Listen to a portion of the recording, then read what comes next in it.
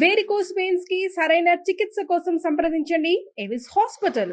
రమగారు, మనము తెనాలి రామకృష్ణ స్టోరీలు చెప్పుకుంటున్నాం కదా, అందులో భాగంగా ఈరోజు ఒక స్టోరీ.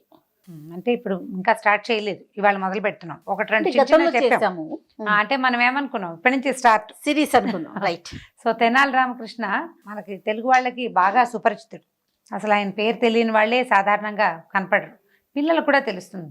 ఎందుకంటే తెనాలి రామ అనే ఒక వెబ్ సిరీస్ కూడా ఏమనాలి దాన్ని, మన కార్టూన్ సిరీస్ కూడా కనిపిస్తుంది.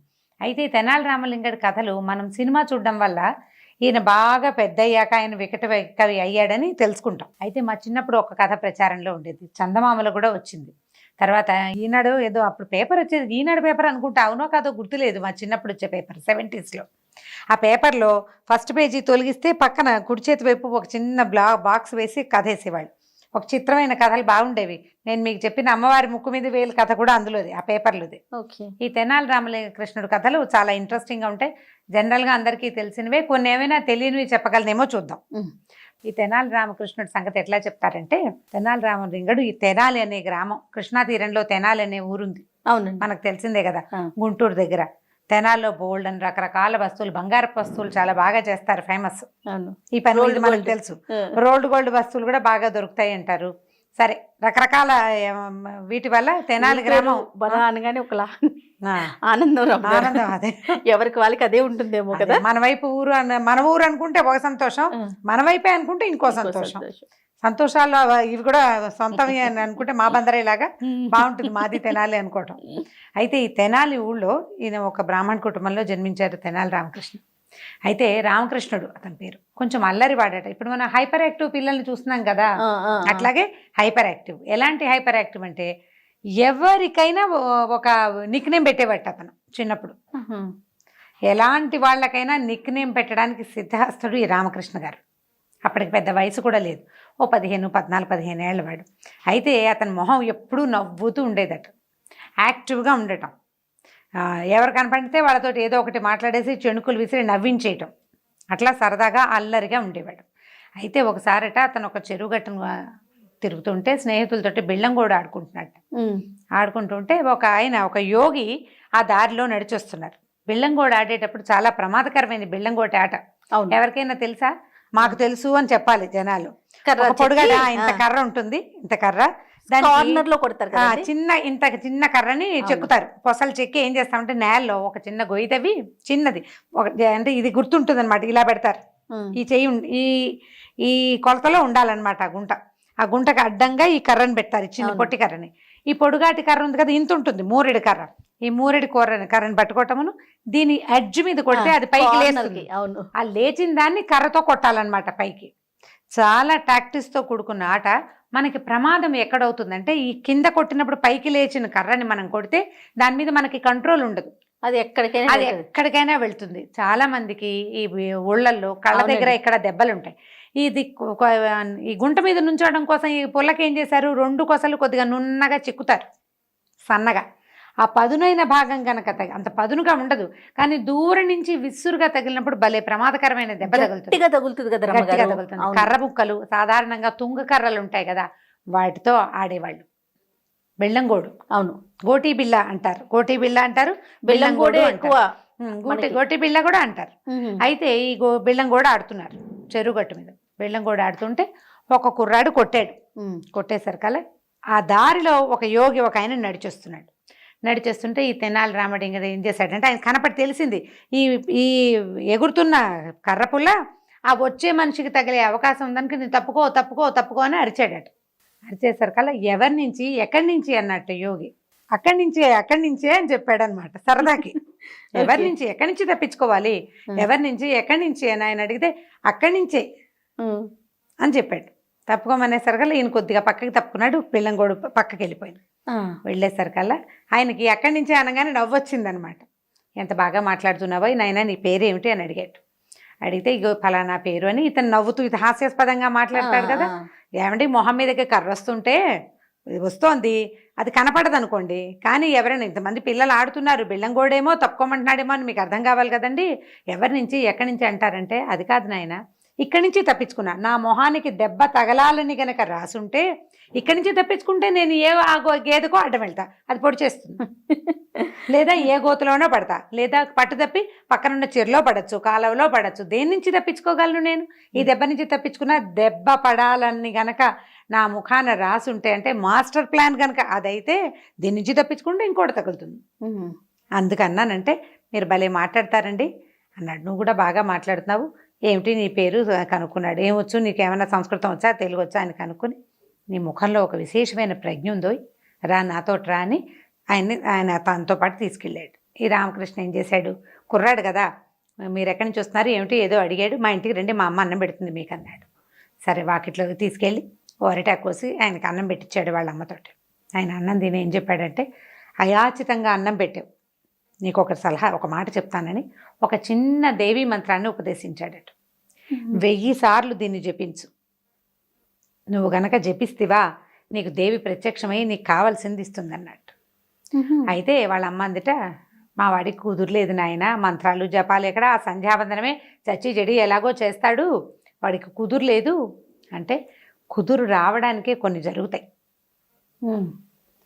దీంతో కుదురు వస్తుంది. లేదా వీడికి ఏం రావాలో అది ఖచ్చితంగా వచ్చి తీరుతుంది అని చెప్పాడు. ఆ దేవి మంత్రం ఇచ్చాడు. ఇస్తే వీడికి రామకృష్ణకి దేవి మంత్రం ఇస్తే తనకు మేలు జరుగుతుందని కాదు, ఆ వచ్చిన దేవి ఎలా ఉంటుందో చూడాలని ఉందన్నమాట, సరదా. అయితే ఏం చేశాడు, రోజు సంధ్యావందనంతో పాటు దేవి జపం చేసేవాడు. చేయగా చేయగా చేయగా కొన్నాళ్ళకి ఈ దేవాలయంలో కూర్చుని ఒకరోజు పొద్దుటిపూట జపం చేసేసరికల్లా అమ్మవారు ప్రత్యక్షమైందట.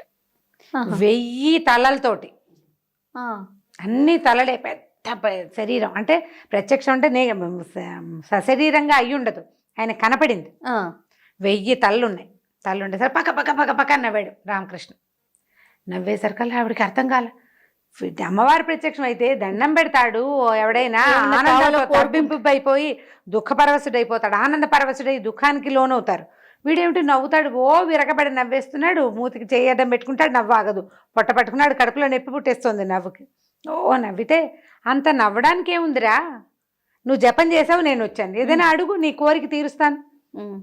నవ్వుతావు ఎందుకంటే, కాదండమ్మా నాకు చాలా ఒక గొప్ప ఊహ వచ్చింది, ఇప్పుడు మంచి ఊహ ఒకటి వచ్చింది, మిమ్మల్ని చూడంగానే నాకు ఒకటి తట్టింది, ఇప్పుడు చెబితే మీరేమనుకుంటారో అని ఆలోచిస్తున్నాను, ఆపుకోలేక నవ్వొచ్చింది అన్నాడు. చెప్పమంది ఆవిడ. చెప్పు, నువ్వేం చెప్పదలుచుకున్నావో చెప్పమనేసరికల్లా, అది కాదమ్మా, మాకు భగవంతుడు ఒక్క ముక్కు ఇచ్చాడు, 2 చేతులు ఇచ్చాడు, జలుబు చేసిందనుకో ముక్కు చీదుకోవడానికి ఈజీగా ఒక ముక్కు చీదుకోవచ్చు, 2వ చేత్తో తుడుచుకోవచ్చు.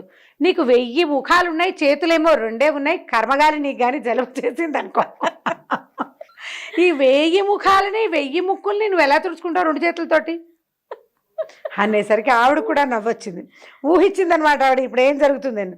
బాగా నవ్వొచ్చి, ఎంత హాస్యాస్పదంగా మాట్లాడుతున్నావు, నువ్వు చేసిన మంత్రం ఏమిటి, దాని బలం ఏమిటి, అది ఎంత బలంతో నువ్వు ఒక 10-11 రోజులు జపం చేస్తే ఇంత మూర్తిని నీ ముందు ప్రత్యక్షం చేసింది అనే బలమైన భావన లేదు నీకు, ఇంత హాస్యాస్పదంగా తీసేసావు, వికట కవి అవుతావురా నువ్వు, కవివి కాలేవు, వికట కవి అవుతావు, ప్రతి దాంట్లోనూ నీకు హాస్యమే పుడుతోంది, నన్ను చూసినా కూడా హాస్యమనే, యోగిని చూసి హాస్యం ఆడావు, నన్ను చూసి కూడా హాస్యమా, అమ్మని చూసి, ఎంత శక్తి, అంత పెద్ద శరీరం, అంత మనిషి ఎంత ఉందో ఆవిడే, 1000 ముఖాలు ఉండాలంటే చిన్న బాడీ, మన శరీరాన్ని 1000 ముఖాలు తగిలిచ్చారు కదా, పెద్ద బ్రహ్మాండాకారం కనపడింది, దాన్ని చూసి కూడా నీకు నవ్వే వచ్చిందంటే నువ్వు వికట కవి అవుతావు, కానీ నువ్వు మామూలు వాడివి కాబట్టి ఇంకా నవ్వొచ్చింది.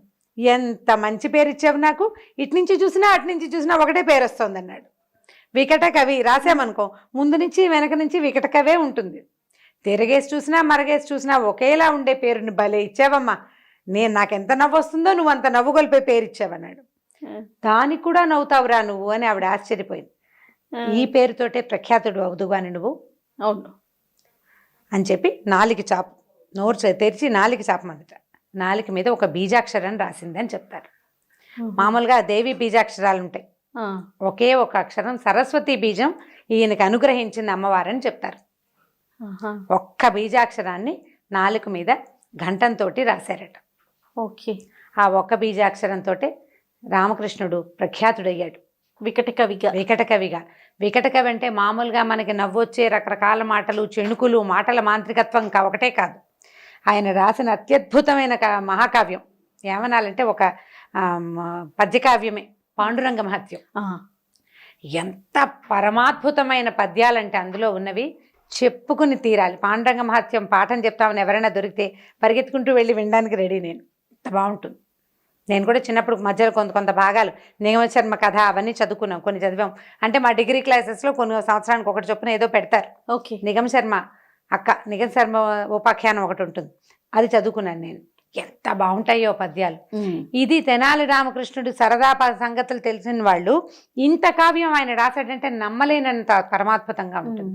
మనకి అల్లసాని పెద్దనతో ఆయన విసిరిన చెణుకులు, తాతాచార్యుల వారితో ఆయన ఆడిన హేళనలు, కృష్ణదేవరాయల ఈ కాలంలో అంటే మన అష్టదిగ్గజాలతో పాటు ఉండి ప్రతిసారి రాయల్ని ఏదో ఒక సమస్య నుంచి, అంటే బయట నుంచి వచ్చిన కవుల సమస్యల నుంచి కాపాడిన సందర్భాలు అన్ని చోట్ల అదందాలకు ప్రతిభ, అతి పదునైన నాలుక, ఏ పక్కకైనా తిరిగి ఏదైనా మాట్లాడగలిగే ప్రతిభని బాగా చూసాం మనం. ఎన్నో కథలు ఉన్నాయి. కొన్ని అంటే మామూలు సరదాగా చెప్పుకునేందుకు కొన్ని ఉంటే, కవిత్వానికి గీటురాయిగా కనపడే పద్యాలు కొన్ని, అట్లా రకరకాల కథలు ఉన్నాయి.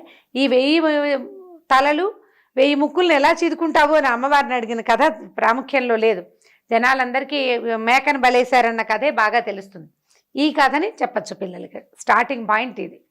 ఇక్కడి నుంచి ఈయన ఏం చేశాడంటే, ఇక్కడ ఈ తెనాలి గ్రామాన్ని వదిలిపెట్టాడు. ఇంకో కొంచెం ఫర్దర్గా చదువుకుని తర్వాత ఇతను విజయనగర సామ్రాజ్యానికి వెళ్ళాడు. విజయనగర సామ్రాజ్యంలో ఈ రాయల వారి కొలువులో అతనికి అతను కవిత్వం చెప్పగలిగే మంచి ధారణ, కవిత్వం చెప్పగలిగే శక్తితోటి ఈయనని అందులో ప్రవేశపెట్టారు. ఆ తర్వాత అక్కడ ఆయన ఆయన తాలూకు కవిత్వ శక్తి ఎట్లా పరిడి వెళ్ళింది అనేది రకరకాల కథలు.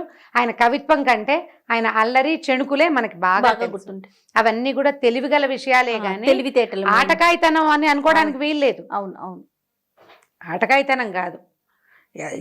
ఎంత తెలివిగా అంటే అసలు ఏదైనా అనదలుచుకుంటే అనేయటమే. అవతల వాళ్ళు నొచ్చుకుంటారు, నొచ్చుకోరు, అవి ఏమీ లేదు. కొంత హాస్యం పుట్టించే రకపు మాటల ధోరణి కూడా. ఒకసారి తాతాచార్యుల వారు కదా అల్లసాని పెద్దన ఉయ్యాలు ఊగుతున్నారు. ఉయ్యాలు ఊగుతుంటే ఆయన కాలుతో మామూలుగా ఉయ్యాలు ఊపుకోవడం ఎట్లా కుదురుతుంది మనకి, మన తూగుటు ఉయ్యాల మీద కూర్చున్నాం అనుకో, ఉయ్యాల బల్ల మీద కాలు కింద కానించి తాటిస్తే కొద్దిగా ఉయ్యాల కదులుతుంది కదా, అప్పుడు కాలు పైకి ఎత్తుతాం, ముందుకు ఊగుతుంది. కాసేపు అయిన తర్వాత మళ్ళీ ఇంకోసారి కాలుతో తాటిస్తే సరిపోతుంది. ఆయన చాలా ఏదో కవిత్వం ఆలోచించుకుంటూ ఊగుతున్నాడు. తాత ఊతునా అని అడిగాడు, అంటే ఊపనా అని అడిగాడు. ఆయన ఊయుమురా అన్నట్టు, అనగా తూ అని ఉమ్మేసేట. ఆయన నువ్వే కదా అన్నావు, ఆయన ఉప్పు అన్నది, ఆయన ఊతునా అని అడిగాడు, నేను ఊయనా అని అడిగినట్టే ఉంది. ఆయన ఊయుమురా అన్నాడు. ఇంత తెలివి అనమాట, ప్రతి మాటని తనకు అనుగుణంగా తిప్పుకోగలిగేంత సామర్థ్యం. ఈ కథ స్టార్ట్ ఇక్కడి నుంచి మొదలుపెట్టి మీకు ఒక 5 కథలు లేదా 6 కథలు చెప్తాం. మనకి చిన్న చిన్న కథలు, బాగా ప్రచారంలో ఉన్న కథలు కాకుండా కొంచెం పాత కథలు, ఎక్కువ ప్రచారంలో లేనివి సెలెక్ట్ చేసుకుని చెప్పుకుందాం. ఈ స్టార్ట్ కథని చెప్పండి పిల్లలకి ఫస్ట్. రైట్. ముందు అసలు ఈయన గురించి, తెనాలి రామకృష్ణ గురించి. ఇప్పుడు ఈయన ఎట్లా వికట కవి అన్న పేరు ఎలా వచ్చింది? వాళ్ళ ఊరు అది కదా, కాబట్టి ఇంకా తెనాలి వచ్చేసి, అంటే ఆ ఊరు నుంచి వచ్చాడు కాబట్టి ఆ ఊరి పేరు.